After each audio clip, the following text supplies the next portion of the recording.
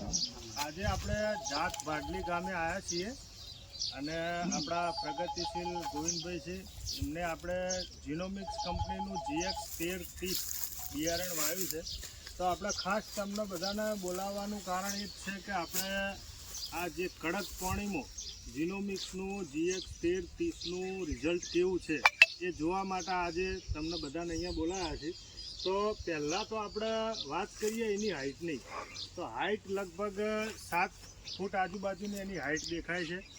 પછી આપણે આ એક જ ડોકામાંથી એની ફૂટ ગણીએ તો 1 2 3 4 5 6 અને 7 આ 7 આમાંથી ફૂટ નીકળી છે એક જ ડોકામાંથી, બરાબર. અને 7 ઉપર એના ડુંડા પણ કમ્પ્લીટ આપણને દાણા ભરાયેલા ટાઈટ આપણને જોવા મળે છે, બરાબર. એવી જ રીતે આ બીજો ડોકો, એવું નથી કોઈ એક જ ડોકો, આમાંય કમ્પ્લીટ 6-7 ફૂટ છે અને આ ડોકામાં કમ્પ્લીટ બધા દાણા આમાં ભરાયેલા છે ટાઈટ, બરાબર. એટલે સારામાં સારું ઉત્પાદન આપણને આપે એવી આ જાત જીનોમિક્સની GX1330 બાજરી છે, બરાબર. એની ડુંડાની સાઈઝ ગણીએ તો એ લગભગ ફૂટ ઉપર નીચે 1.5 થી 1.5 ફૂટનું આનું ડુંડું હશે. આ તમને બધાને જોવાતું હશે.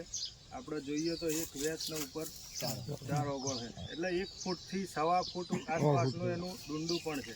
અને મેન તો આપણને ઉત્પાદન ક્યારે મળે કે જ્યારે એનું હારામાં દાણા ફૂલ ભરાયેલા હોય, બરાબર. તો તમારે કોઈને જોવું હોય તો જોઈ શકો, આપણે દબાઈએ તો દબતું નહીં એવું ટાઈટ એના દાણા ભરાયેલા, ફૂલ ભરાયેલા.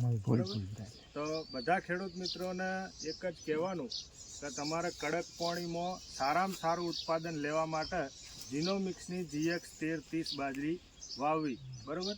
અને તમારા શિવ એગ્રો પોથાવાડા મળી જાય, બરાબર. તો ખૂબ ખૂબ આભાર બધાનો.